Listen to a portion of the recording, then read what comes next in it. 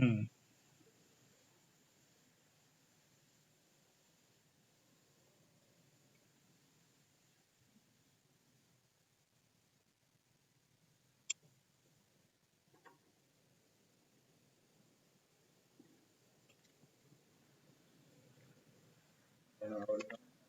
ɗo yalte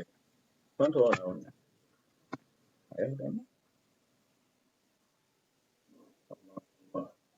ayna wata umuna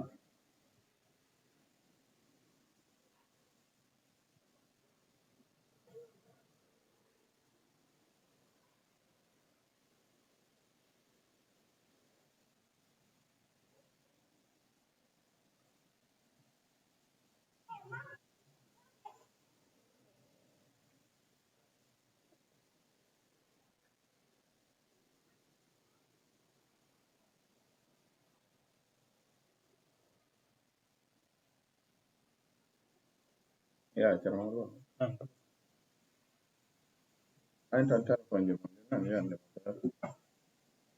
kanko téléphone mum o hara active ƴawat arde ɓen kadi ƴawa dow hara hara ngaccal place yeeso ga hara ɓawa ɓen wona yaasi wattodiren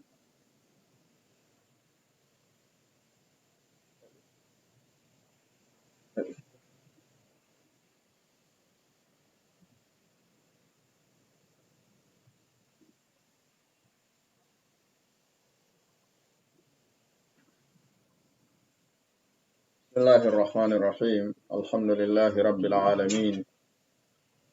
والصلاة والسلام على أشرف الأنبياء والمرسلين نبينا محمد وعلى آله وأصحابه أجمعين وسلم تسليما كثيرا مزيدا أما بعد السلام عليكم ورحمة الله وبركاته أيها الإخوة أرأيتي الله سبحانه وتعالى أن جولين لكم صلى الله عليه وآله وسلم salmini on salminago islam go handuɗo gon onon ɓeɗo musidɓe teddirɓe kaɗo dina islam ara eɗen yiɗi jokkitade yamirore jomi meɗen nden ka dina makko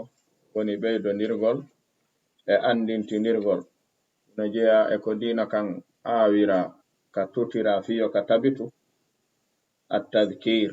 andintingol ino jeeya e muɗum al amru wan nahyu ɗo ɗiɗi siɗi sertale dina kan ka yaha yaadu makka ko waɗi yimɓe makka ko tagidaɓe e yeggitugol ko tagidaɓe e welsindagol tawi andintingol ɓattakiɓe yo ɓe wondu e dina kan metta e fi moƴƴa ko ɗum si tawi andintingol ngol jomi men fodi e muɗum nafirgol si waɗama den toro subhanahu wa ta'ala newnanta en daranagol ɗum e wurnitugol ɗum e angal haɓugol ɗum e nafitorgol nafira ɗum julɓe ɓen nafira ɗum dina makko kan kanko subhanahu wa ta'ala hara yiɗen jogi deftere nde wonde jangude minhajul muslim e nde ɗo hitande meɗen kono ɗon andi minhajul muslim no yewtirnoɗen ka muqaddima mayre no winduɓe ɓen jomi men arkisiɓe tawfiq ka moɓugol dameɗen ka addugol dalillaji ɗin من حيث الأدلة النقلية من الكتاب والسنة ومن حيث الأدلة العقلية الفطرية بحورتي مو بتقول في غاية وجودة kono dame boy hino ka minhajul muslim dame ɗen waɗanaka mo rewali e majje ko ɗum mo fuɗɗaki si fuɗɗorinde janginde firinde nokkeli ɗuɗuɗe o feƴƴa e haraw famali tanjini ɗen ɗen yiide ɗum seeɗa e dame ɗen en heɓuno damal ko hoti al iman bi risalati muhammadin sallallahu alayhi wa alihi wa sallam en yiwno damal ngal no ngal walori ɗon non ngal firama ɗon tun haray firama feƴƴama kono na haray faamike ko ɓe faandi ko waɗi ko rewɗo e maggal faamingal ɓe andinti wano non en yii ka al imanu bil qada'i wal qadar donc aden tawno sen waɗano kayfiyatul imani on en firayno damal ngal feƴƴen hara en feƴƴi ko en faamali kanjum en yino ɗum wa kadhalika ngal damal ngal ɓe hikkiti ɗo at-tawassul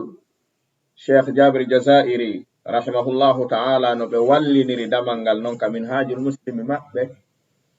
wana jiɓiɗo damal ngal ɓe waɗani ngal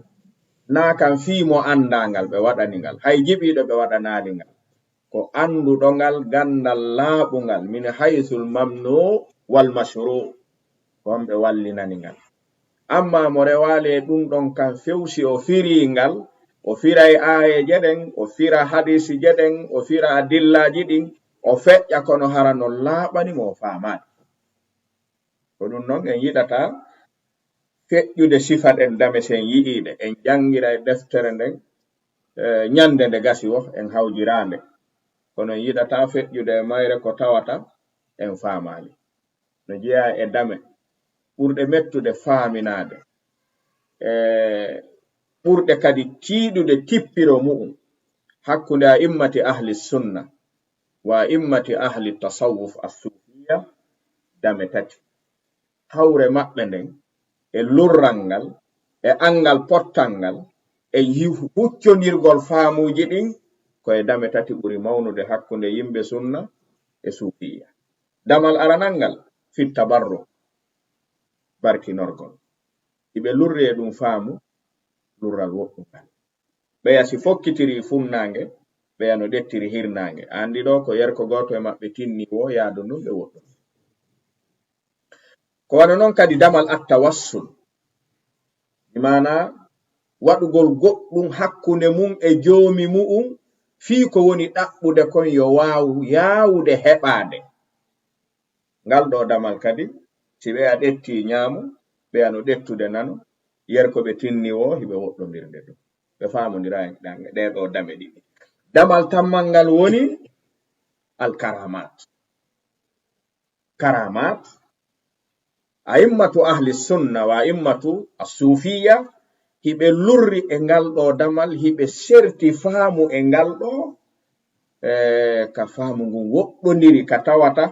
si tawi wana fondoji ɗin artira jiwngo ngon pottina haqqille ɗen ɓanna faamuji ɗin ɓanna yitatake few ko waɗi neɗɗo faamata kala damal lurrangal sina o jangal ngal lurruɓe ɓen fow o wona mutajarridun haalal qira'a wata faamu ɗiɗo lurri e mas'ala ki a faamu tigiri lubbu mas'ala on a janganayi mo ɓeeɗa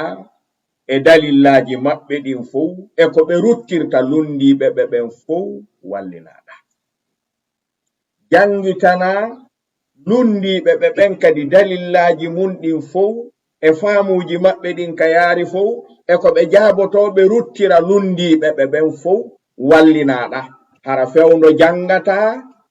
no wonɗa jangirde noon a jeyaka hay nokku a ɗaɓɓitay woni ka tawta hara ko dalillaji ɗin tawtinayma si a gayni ɗum si a wowliri toɓɓere nden ni goto yi'ata ton hoore mum yennama goto yi'ata ton hoore mum yawama goto yi'ata ton boykitama haray waalo to woni goto fof yaada e ko miijito e ko tasko e ko ɗaɓɓita nani waɗira goto fof si wowli ko faami kon tum e dalillaji munɗin tum sembini ñoƴƴi wa'i wa remowo si cikki diifi ala feere ka naɓira sina kaley koyɗe mum tum haray ko anduɗa kon tum wonɗa faami ɗon noon faaminta mo tawtama ulama ussalaf ɓe wi'i man arada an yufhima nas kala faalaɗo wonde sabu yimɓe ɓen faama kulli mas'alatin tatakallamu fiha wa takhudu fiha wa hiya mukhtalafun bayna almuslimina fiha tatakallam wa tura'i almu'taqidu wal muntaqidu kala mas'ala mo wowlata hara no laaɓama oɗo fottaka hakkunde julɓe ɓen no lurra a wowlanay tawtuɗo finde ma nden sembinowo ma on e nder mas'ala on wowlanamo tawta finde ma nder ruttowo ma e ko faamuɗa kon a yewtay ɓe ɗiɗo non simo be faama si wana ɗum a wolay tu wi'a en faami ka tawtuɓe ɓen inna ɓe tawta ɓe wi'a fenay fu ko waɗa eɓɓitaali ɓe koma eɓɓitaaɓe ɗum ɗon noon wata yaarude no cheikh jabiri wallinirɗo ni ɗo wiide mas deftere nden ɗo minhajul muslim ko ɗum si hande mematande aslan en ɗaɓɓay ka jangiten damal ngal ɗeɗo dame ɗiɗi en jangiriɗe hande ka fottuɗen ton sabu kala masala lurraɗo hakkunde julɓe ɓen umuman kala faalaɗo ɗaɓɓitowo gonga e masala on yo jaɓu gonga e masala on kaka julɓe ɓen fotti ton fow yewtirta ka ɓe lurri ɗo e lurrama tun lurral ngal fuɗɗortake konto fuɗɗorte fiyo fotte kaka fottata en famude toɓɓere nde ko ni faalaɗen nde jangirde ɗeɗo dame ɗiɗi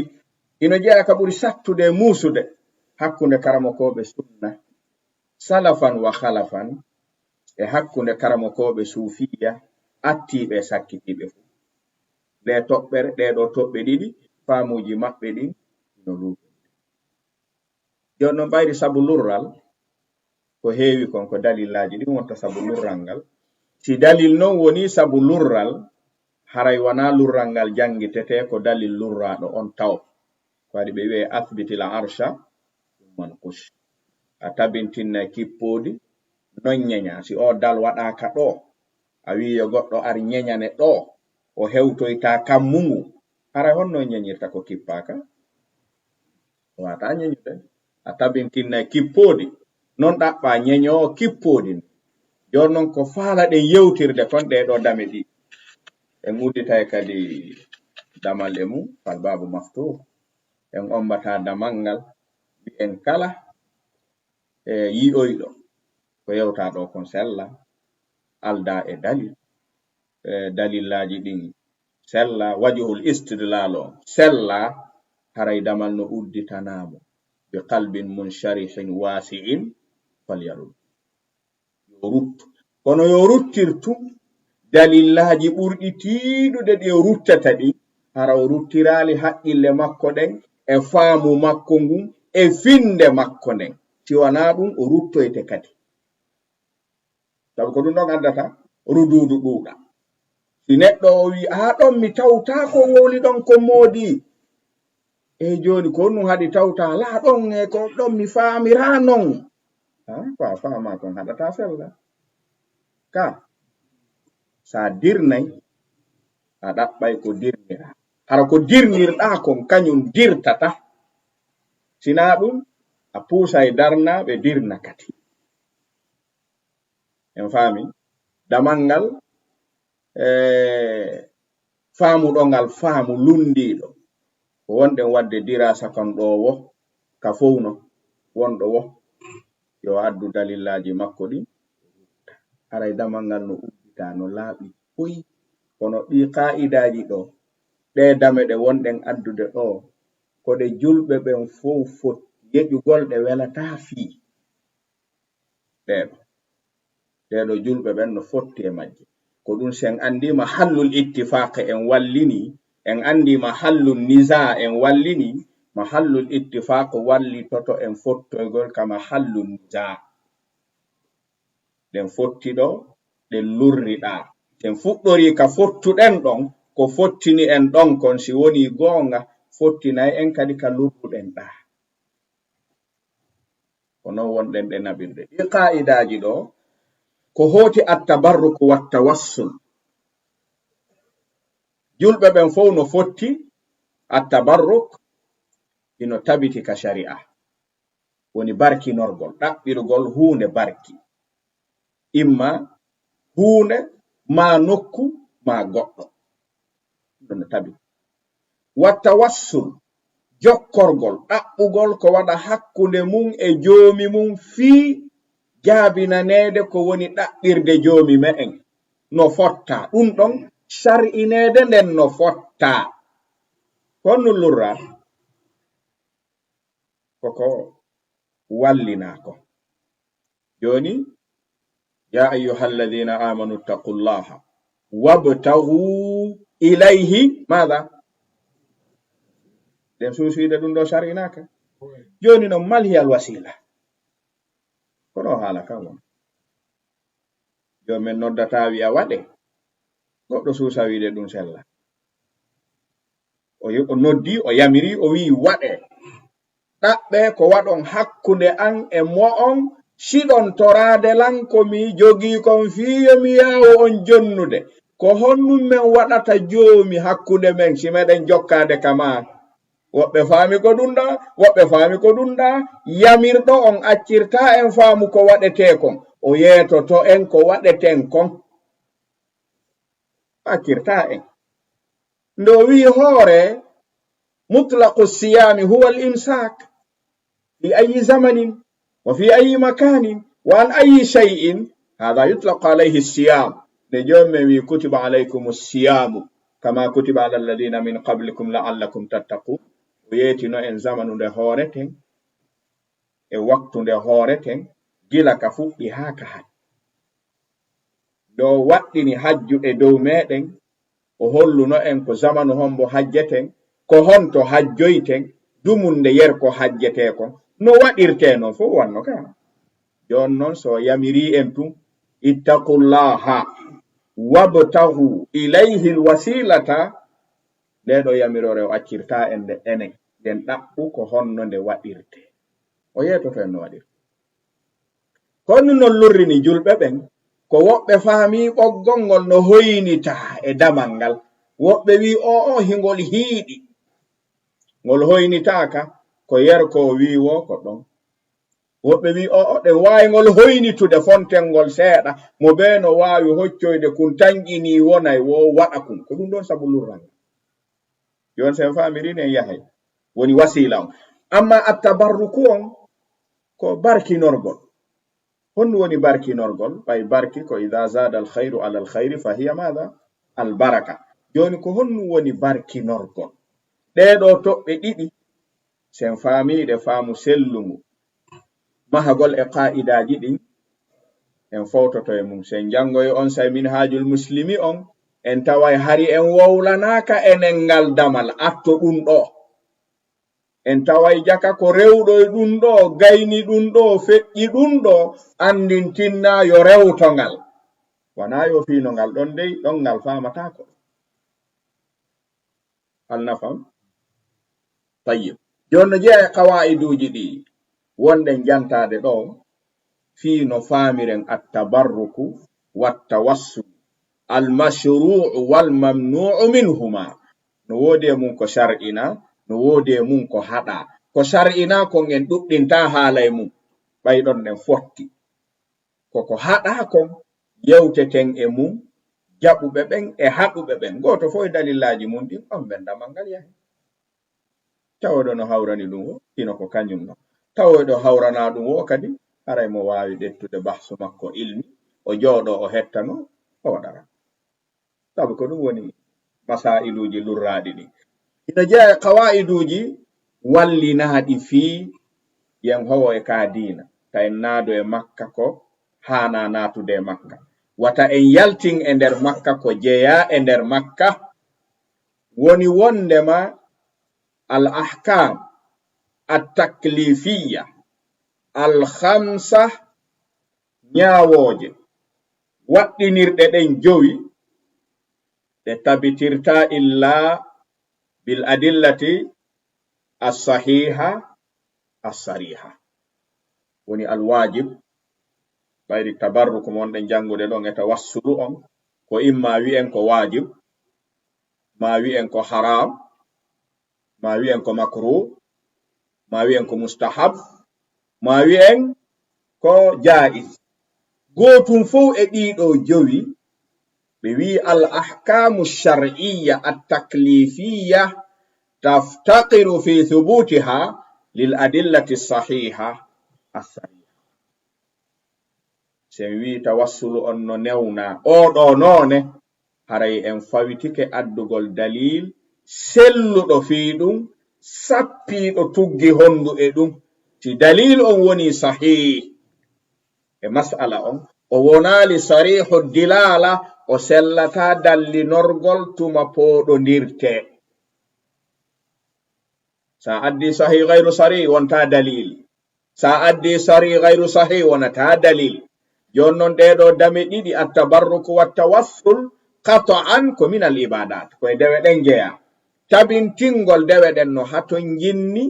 dalil selluɗo min al kitabi wassunna wona kadi sarih ara no sappi laaɓi ɗum ɗo no fotta ɗeɗo jowi fof goɗɗo sustawide ɗum ɗo no harmi no harmi accu hara sellata landagol mo dalil on ala goɗɗo sustawide waɗe no waɗɗi no moƴƴi hara o landatake dalil on ala ka dow leydi ɗo ala acce ɗum ɗo no anya yiɗaka hara wala o landatake dalil on ala waɗe no dagi ala wowlowo ɗum o accire non hara o landatake dalil on no yiɗa mono faala no wawi wadde mono faala no wawi accude no yiɗa o wowlata ɗum tun o yaha summa yusallamu lahu l amr o landete ayna dalilul istihbab waɗi attahrir wal wujub wal karaha wal istihbab wal jawaz wal mubah ahkamun taklifiyya la tathbutu illa bil adillati as-sahiha as-sariha ɗum ɗo koko karmako ɓe fotti ko qa'idaji julɓe ɓenni jonnon ko sen fotti e ɗiɗo sen yeƴoyay ko ɗiɗo yeƴoyte wi'en o qa'idaw sella no wodi dewal ngal tabintinirten hara dalil ala e maggal en heɓay ngal famal aslu fil ibadat al hadru wal manu la yasbutu shay min al ibadat illa bil adilla as-sahiha was-sariha wal ana at-tabarruk min al ibadat aw min al adat min al ibadat wat tawassul min al ibadat aw min al adat idan tahtaju fi thubutiha dalilun sahihun sarihun to ko fiyen fowtoyo ka poɗodiral henya si ɗum ɗo feƴƴi wano wi'irɗen ni ya ayyuhalladhina amanu ittaqullaha wabtaghu ilayhi alwasila ɓe wi shar'iyatul asli la tastalzimu shar'iyatal wasfi fal aslu yasbutu bid-dalil fa wasful asli taftaqiru ila dalilin akhar joni en heɓi wellitama ɗaɓɓe wasila en heɓi aslu en susatano wiide attawassulu no dagi ka shari'a sina bada wurudi hadha dalil en sustano wolde ɗum ko ɓay dalil ari susuɗen wiide no shar'ina joni non dalil shar'in gongol yonata ko dallinore no shar'inirte non shar'in ɗo on ko kanko kadi habbitorte no shar'inira non de tawno en tinnata ko adden dalil shar'in gongol fa kadhalika dagata ko ka tinnoɗen adden dalil enen ko honno shar'inirte ko ɗum ɗo uddata damal bid'aji ɗin fof henya hara tampere ɗuɗani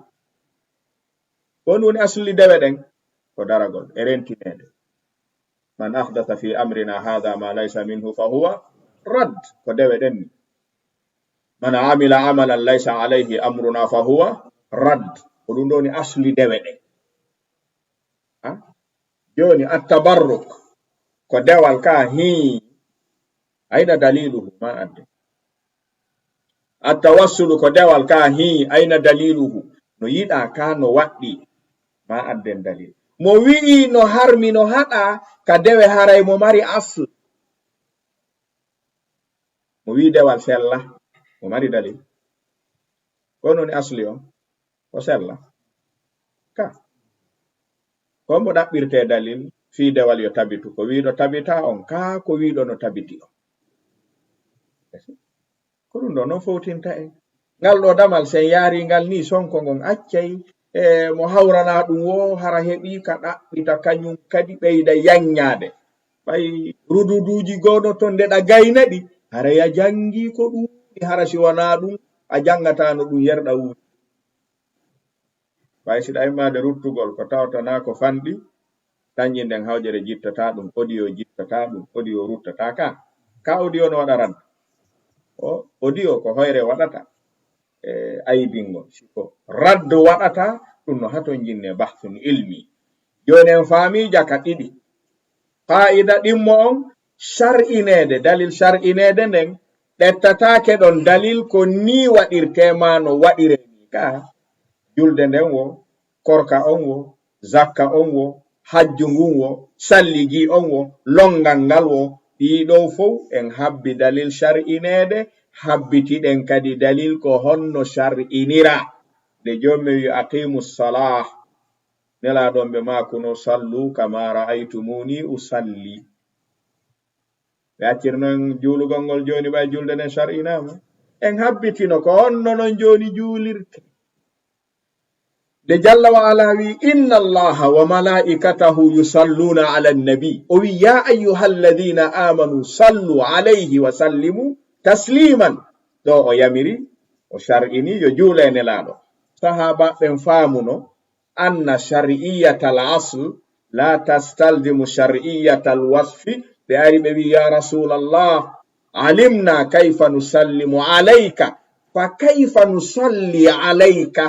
ɓe maki qulu allahumma salli ala muhammadin wa ala ali muhammad. jaka shar'inede nden yonata ko tinnoɗen waɗiren, en habbitoto kadi ko shar'inakon ko ni waɗirte. konno sahabaɓe ɓurɓe nanude lugal arabiya, wawuɓe lugal arabiya, anduɓe ma'ana as-salatu lugatan wa shar'an. joni min wiyaɓe sallu alayhi, tawa hiɓe haton jinni artugol kadi lando kayfiyatu salah. ka hari ɓe nanta arabo enana ya ayyuha alladhina amanu, hey on say hari wana pullo fuuta, wana olof, wana maninkaji, wana sosojar, ko arabu ɓe wonano wolanede ɗum. ka o wi sallu alayhi wa sallimu tasliman.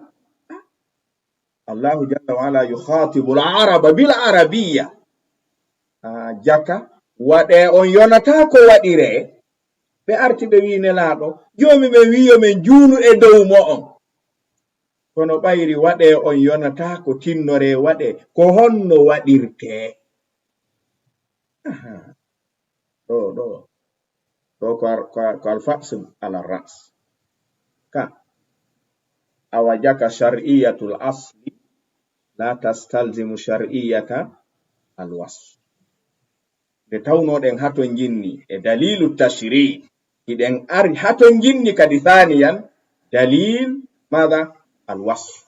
ni waɗirto ni waɗirto ni waɗirto. en faami on ɗon ɗiɗo qa'idaji ɗiɗi kala subuha natuɗo ka nder diina, bida'a natuɗo ka nder diina, ɗiɗo ino waali ko hoosa mo yaltina nder ton. ɗiɗo hino waywa no lojol ittirte e nder yitere. andi loji ko ɗuuɗe yitere wo, sa itti ha heddike gotol, andi o wawata muññade ngol ɗon nder ton. loji 10 ka yitere e gotol no fota yangi jommu ko wut ɗuytike. eyyi kono iwani accir noon ɓay ɗuytike o waye o malaɓa lojol e nder yitere ka. ɗiɗo qa'idaji ɗon ɗiɗi ɗi fittay kala bida'a naadaɗo nder ga. siko bida'a yankojo naadimo, qa'idaji ɗin ɗi ala inde, ɗi ala yettore, ko ɗi fittay ɗi bida'a. siko bida'a yankojo waɗimo, na ɓe siraɓe ɓe hawta hunde, ɗi fittay bida'a makko. siko sunna yankejo waɗi bida'a, on fi ko sunna yankejo, ɓe hawta hunde, hay hunde ɓe hawta, ɗi fittay bida'a makko on, ɗi naɓa yaasi. ɗiɗo ɗi ala inde, ɗi ala yettore, konno ɗi wi'ete ko qa'ida fi muharabatil bid'a. waɗɗo bid'a on woɗi ɗo ara wi'a cerno pottin ɗum ɗo ga. amin koye sunna yanko ɓen mi jeya, ko an woni hande yaltinde ɗum gasa. an gonno nadirta ɗum ka hoggo mo, honno difirta bid'a naada ka hoggo ga. accata bid'a yanko ɓen naada heɓa ko dirna, an a naada e bid'a ga. ara heɓi fere en heɓi si en faamu dame ɗen. qa'ida tammo on e ɗimmo on, ma qaida tammo on wondema subuhaji ɗin karamo koɓɓen ɓe taskike ɓe ndaari ɓe tawi suufiya ko subuha ɓe heɓi. Ko woni noon subuha koko nanditata e goonga. Hara goonga no luuɓa e mu'um, kono hara wana goonga. Ɓe wi subuha no waƴi al teewu ngal alaa teewu. Sa lumnike ko non ñum luuɓata. Ko ngal ŋoña wo ko ngal ŋoña. Ɓay ngal neeɓiɗi e teewu ngun, a wata haɗude ngal luuɓa ngun teewu ka. Kono haray teewu ngun no ton. Ene ɗaɓɓowo teewu nafitoray ngal. Ko ɗum ɗon subuha. Haray no ɓattondiri, kono wana kañum. Jon non suufiya ko subuha hombo ɓe heɓi ɗum ɗo si tawi tun wana goonga. Ɓe ruttu. Falyarudu raddan ilmiya. Konto iwtirani ɓe subuha on, ko ɓe ronku faamude qaa'ida ɗiɗi no waali. Wondema kullu subuhatin fi ddin, kala jilɓaye heɓiɗo ka nder diina Islam, kala mo heɓori, kala waɗuɗomo, kala mo yaniyemu, ala tammum ko liɓata subuha e nder diina kan, liɓa e julɓe ɓen sina ɗiɗi. Ko ɗiɗi tun tati ala. Awalan ko bina'an ala aslil jam'i bayna mukhtalifayni wa aslu tafriqi bayna mutamathilayni. Subuha ala ka natirana hoggo islamu ngon si wana ɗon. To bimana neɗɗon etike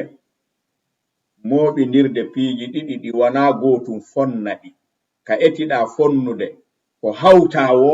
a heɓay e nder mum subuha. A sertata e makko si natuma sendindirɗa ko hawtindirɗa ko. Maɗum a ari a falama sendindirde ko jomi men hawtindiri, a heɓay e mum subuha, yer a moɓindirali ɗin ɗiɗi wattuɗaɗi nokkun gotum, a sertata e subuha on yerɗa jokkitina kan.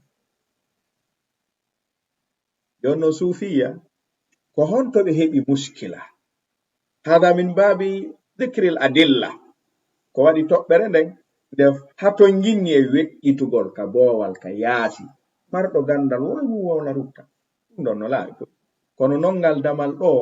ino jeeya e ɓurgal yangude julɓe ɓen ngal. Ɗe ɗiɗi attabarruku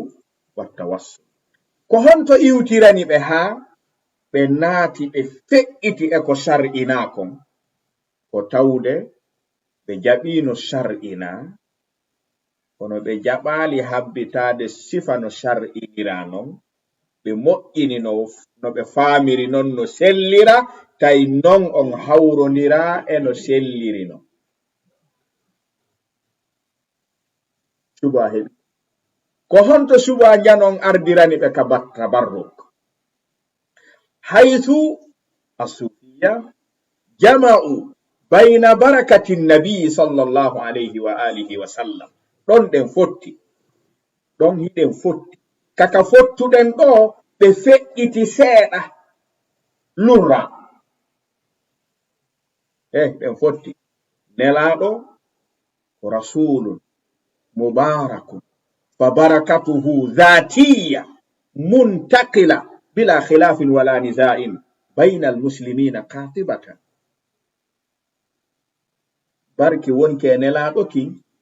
ɓe tagida e makki. Ko ki zaati ndaare moƴƴa nde ɓe jibina alayhi salatu wassalam. Hari on saynaɓe nelaɗo, kono nde tawno barki wonki e maɓɓe ki ɓe tagida e makki ko ki zaati. Nde Halimatu Sa'diya ari Makka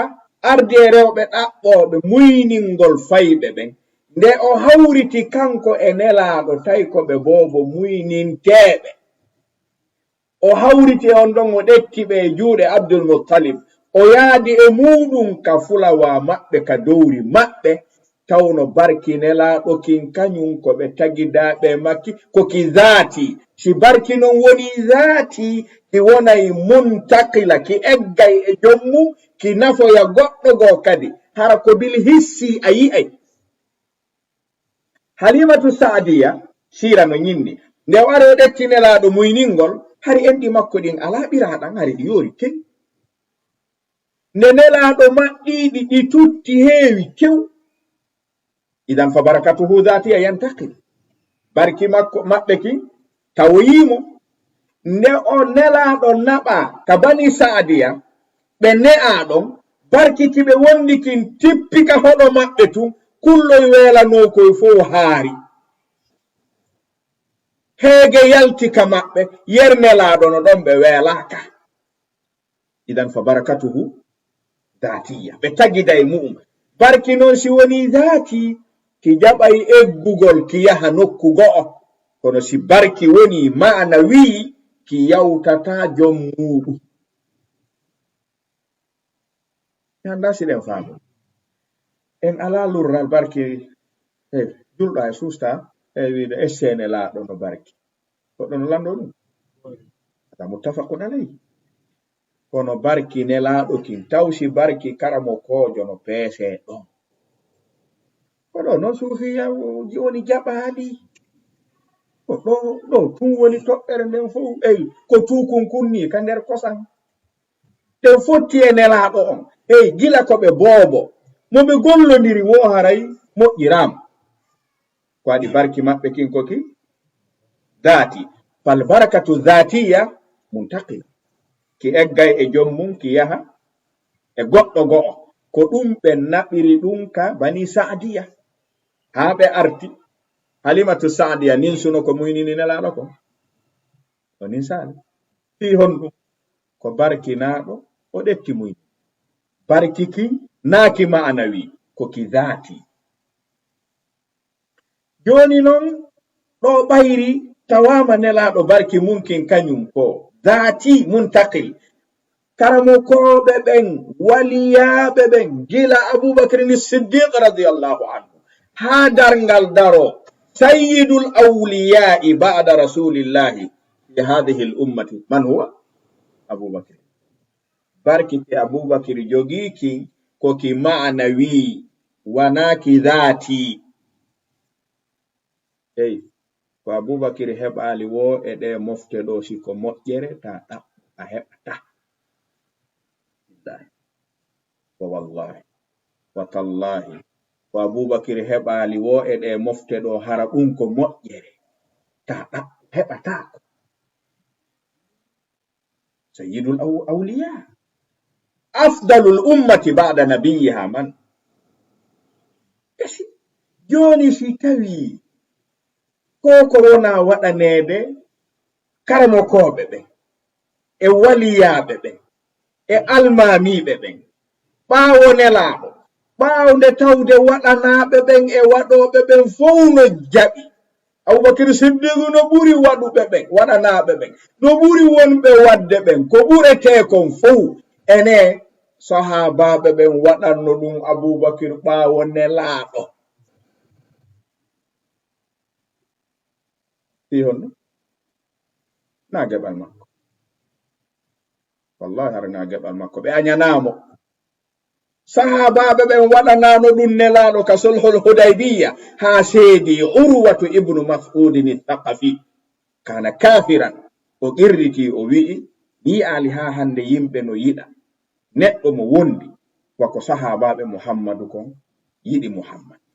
ha hande mi al neɗɗo no yiɗa neɗɗo ha hewti ko sahabaɓe yiɗi Muhammadu kon mi yiɓen no gollana on golle mi yi on no ɓen no jogori on joge ha hande mi yal neɗɗo no teddine ka yimɓe wa ɗum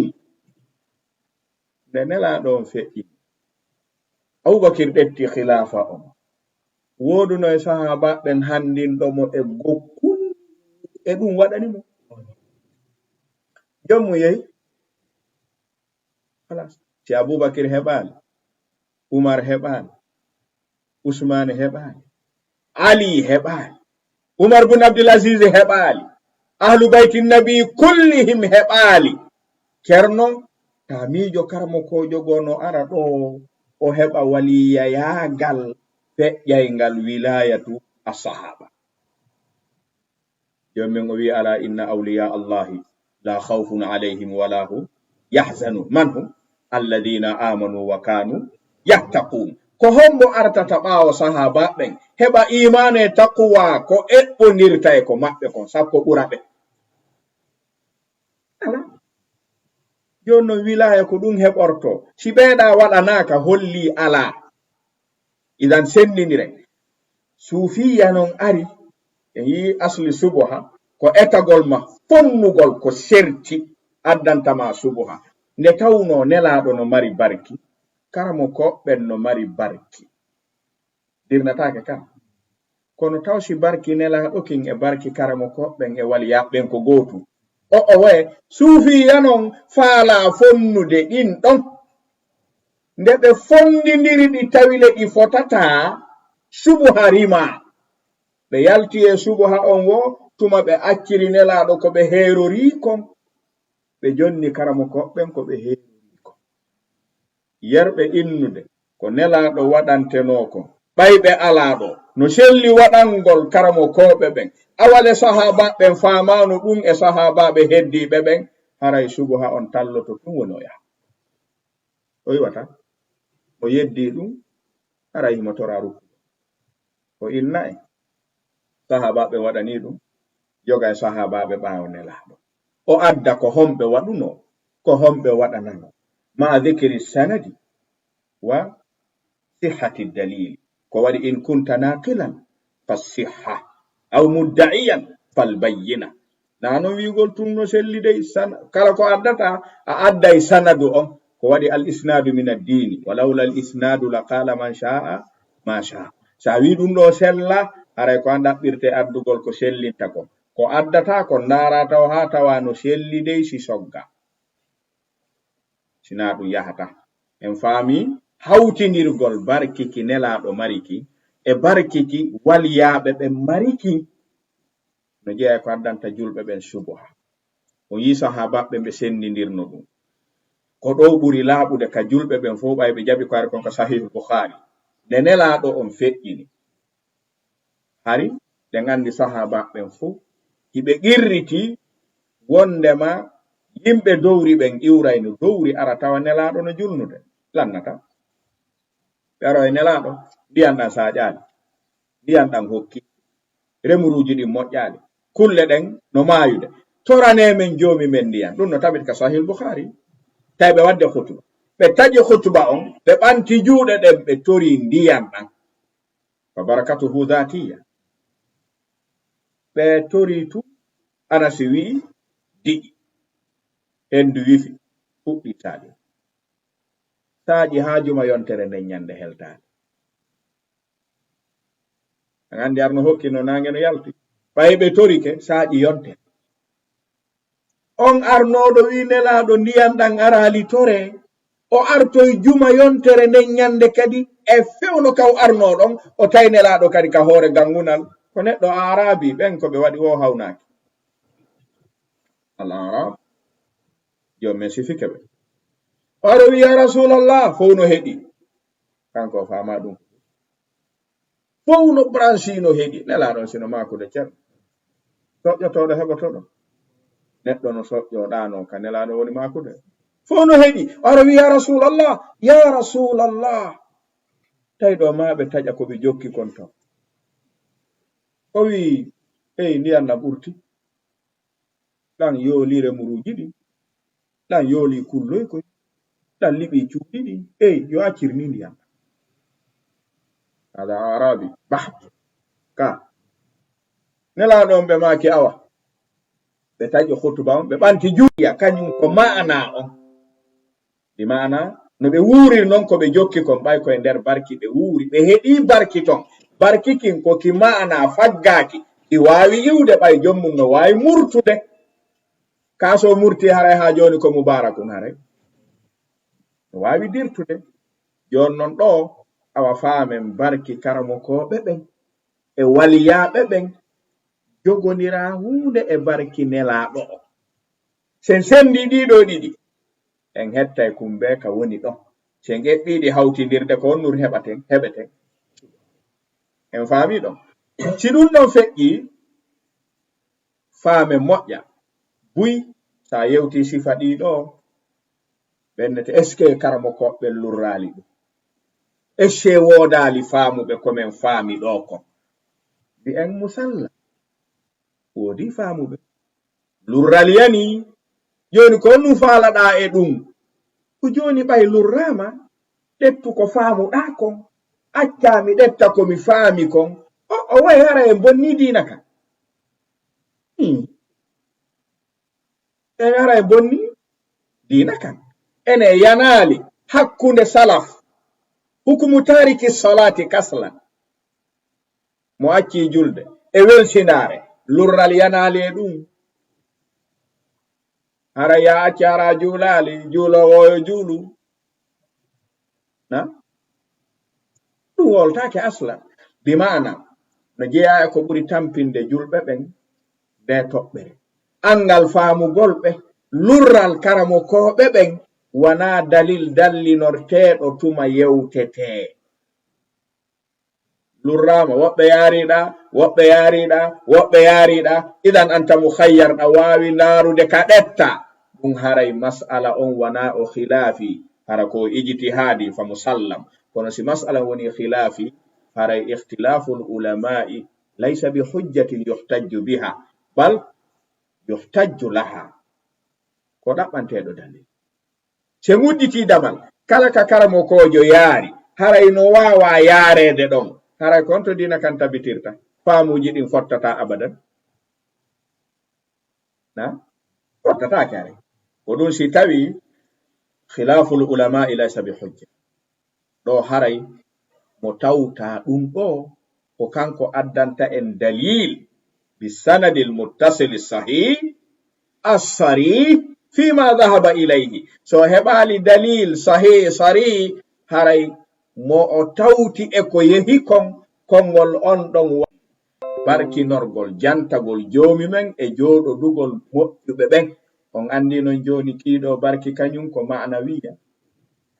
ala barki dhati muntaqil sina wonki e nelaɗo ki ko hejji kon wonay ma'nawi ko ɗum si nelaɗon alayhi salatu wassalam ɓe maki e hadith joomi men no mari malaikatu sayyahina fil ard hindoɓe ɗaɓɓita ka dow leydi ko jiyaɓe ɓen jooɗi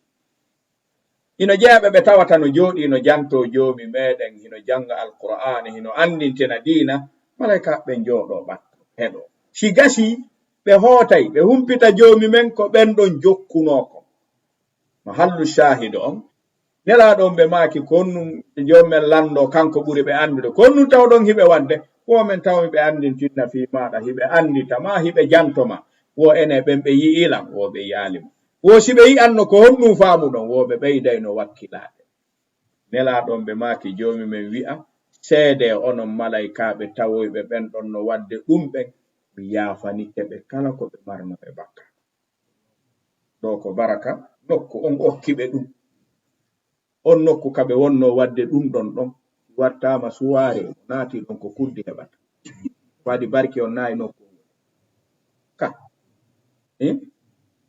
suware ala fermede watte julirde na ɗon baraka on ko ma'ana wi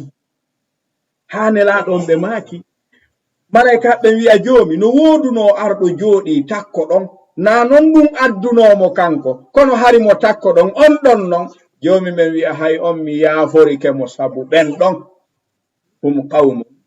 la yasqa ma'ahum jalisun ɓen ɗon kala jooɗodiɗo e maɓɓe o heɓay nafoore jooɗodugol e maɓɓe ngol si ɓe murti wonki bandi mo jooɗodi e maɓɓe heɓay barkikin kadi barkikin awa koki honɗum koki maana wi lazima ki eggata e jommum mi anda siɗen famuɗa koma sendidiren ɗum so yiitu goɗɗo no mowla baafal hino barkinoro no fittay nokku hara wana nelaɗo on o ɗetti albaraka addatiya o watti almanawiya o ɗetti almanawiya o watti lazima datiya o majjaytu ko nelaɗon tumari ɗum ko nelaɗo on haa ɓe feƴƴini no woduno sukundu ɓe femdi ɓe acci ka suudu yumma men ummi salama ɗum no waɗa e peletum ɗum no ka sahih bukhari nawnunoɗo madina wonde nelaɗon feƴƴini ɓay ko nelaɗo on moccayno nawnuɓe ɓe woɓɓe ɓe moccaynoɓe ka suudu woɓɓe ɓe tawya ɓe waɗana ɓe du'a ɓayɓe feƴƴini ndun sukundu yumma men ummi salama no mari ndo e peletum hiɓe ombi kum ɓaynelaɗon feƴƴini nawnunoɗo madina wo hay so ronda himo faɗɗa so addama haka suudu yumma men ummi salama hari ɓe ɓeydata ɓuri ɗettugol ndiyam waɗa ka nder peletum yeƴa memmina ha ndiyam ɗan wona ndiyam sukundu ɗum shiwa jonnamo o yara so yari o seppay o hoota fogali ɓe mayino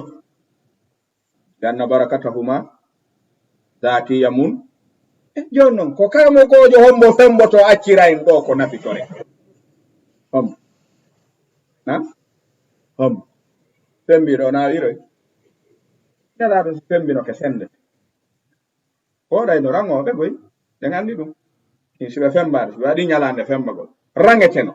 wolane halla ko yandita ɗalan geɓal ɗum gokku yandi walla meɓa seeɗa eyyi si heƴoyi a heɓay lianna barakatahu zatiya mun takila yan takli na ɗum julirde nden barki ko nde waɗana kon ko ma'ana wi ko waɗi ko wona waɗede mayre kon si ittama goɗɗum ngo wattama ɗum ɗon heddata ko e mayre ka heddoto idan tayn ɗettu piiji ɗin su'alu huwa hal hiya sunna walaysa bi sunna alhamdulillah ahiya bid'a wala ɗoy sonko ala e ɗum akhil karim ko hakkil tun yewtirte raddo landaki yennugol yewte ene wana sunna imamu suyuti non ko ɓe yilti e mawludu o hara ala feere no feƴƴira kamɓe ɓe ɗon ndi darapo fereni nokku ta eto dubulde ɓe wi ko na sunna jaɓu wana sunna ɓe landa awa ɓayna sunna ko bida'a ko bida'a ko honɗum rentina ɗen wo kono ko hasana ɗo sonkatake bida'a hasana eyna imamu Shatibi ɓe maki kal itisam ko ɓen wawi no jeeya e hoore ko windi deftere nden ɓe wi si on jaɓi wana sunna ko sunna jokkina ɗen on jaɓi ko bida'a rentina ɗen on wawata moɓindirde ka nder islamu bida'atun hasanatun wano woni ɗon heɓata sunnatun sayyi'a e nelaɗo woni bida'a watte sayyi'a kullu bida'atin dalala wa kullu dalalatin finnar المولود بدعة من أصحابها ولكن عندهم حسنة أين دليل تحسين البدعة honto dalil no bid'a labaɗo no heddi si bid'a moƴƴuɗo no woodi haray honto sunna on bid'a moƴƴo si heɓike haray sunna ala geɓal hande kadi haray fof wonti sunna ko ɗum ɗo woni ko raɓɓiɗi kon mawludu kala wolowo e ɗu'um yo heɗi to imamu Suyuti o wawata ɓe feƴƴude ɓe gusi ha ɓe windi deftere fiimu inde mooɓi ka deftere maɓɓe alhawi li Suyuti kono ɓe wi ko raɓɓiɗi kon ton ko bid'a wana sunna kono non ko bid'a labaɗo imamu Shatibi ɓe maki yoni komin rentoro nde tawno inde bid'a on selli e mum nelaɗo on dirni bid'a kulliyan bil kull wa min a'zami alfadhi al umumi al kull kullu bid'atin dalal to kasi ɗum ɗo yewtirama mono mari ko ittitira ɗum ɗo yo addi ɓay waɗoɓe mawludu ɓe fof no andi nelaɗo waɗali ɓe ñinnali waɗaka fewndo maɓɓe sahaba waɗali ha landi tabi'ina waɗali ha landi qurunul mufaddal waɗali ha gasi ashabul a'immatil madahibil arba ala e maɓɓe waɗɗo goto fof lega ko goto e ɓen sukki ti almami ma on waɗali ko honno dubulirtamo e dina ka beccoɗamo kadi ɗum hara kadi kaka beccatake ɓayde gandi laawi ɗin no woodi kala ka ciifol woni directol haray ɓe wiɗo sa beccike a mayay sa mayi ko ampere assurance ɗettata sa beccike noon suyuti fewndo are moƴƴali mawludu wana sunna yo jama on terto ɗum on andi ko ɗum woni tamara ko ɗaɓɓira ɗen kon ko yiɗugol nelaɗo ko firti ko ɗoftagol ɓe ko firti ko angal yawgol ko ɓe addi ko haysi ko ɓeygu yawowo jarri boraɗa o welatama ɓeygu yawowo ko hokkatako e ko heɓuɗako e ko handintamo ko o on wonday tun kono haray mo warde tun giggol ka on yawi ɗum tuma jonnuɗamo ko ɗiɗo o so ɗuɗɗini ɗum o aawe woni ngaygu ka ɓernde ma fima kono noon famude nelaɗon adda yottina gayna seeno a cali mawludu jomumen wi'a timmi mawludu hari ala arta ɓaawo wi'a nelaɗo ɓe wakkilike haa non ɓe tinnike tigiri on haa non kono ɗon aramo ta addu ta ɓeydu ɗon ɓay ɓe waɗano wallahi mo waɗali mawludu hula landitoyede nyande dargal ko honɗum hanno waɗa ko waɗi mo mari dalil nelaɗo waɗali kono waɗuɗo hoolaki landitoyede nyande dargal ko honɗum waɗanɗa nelaɗo waɗali kay mo hooli yo accite en faami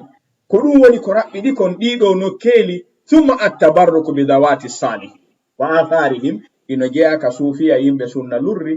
jaɓugol ɓe karamokoɓe lontiɓe nelaɗo ɓen ɓe dallinori suufiya ɓe wi al ulama'u warathatul anbiya nde tawno ko kamɓe no warathatul anbiya idan ko waɗante nelaɗo kon ɓe wawa waɗanede ɓiyen min baabi awla sahaba ɓen ɓuri wonde warathatul nabi si ɓe waɗindira naali ɗum hakkunde maɓɓe holli ko faamuɗon hadiso on kon wona ɗum yewtanoɓɓen faamuno e makko ɓayna enen yewtaɗen hadise ko sahaba ɓen kamɓe ɓe yottinan en ɓe faamuno no firti karamokoɓe lonti annabaɓe ɓen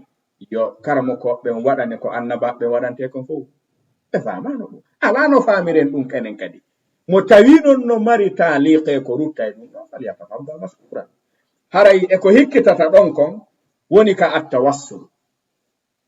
attawassulu kañum ina jeeya ko joomi men jonni en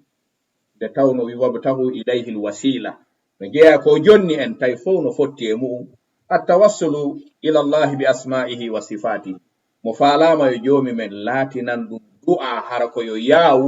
a ardinay inde makko e sifa hawrondirɗo faale ma on tororamo ɗum ɗon laato to heña a faala arkise jokkora inde razzaq o okkorte a faala yaafuye jokkora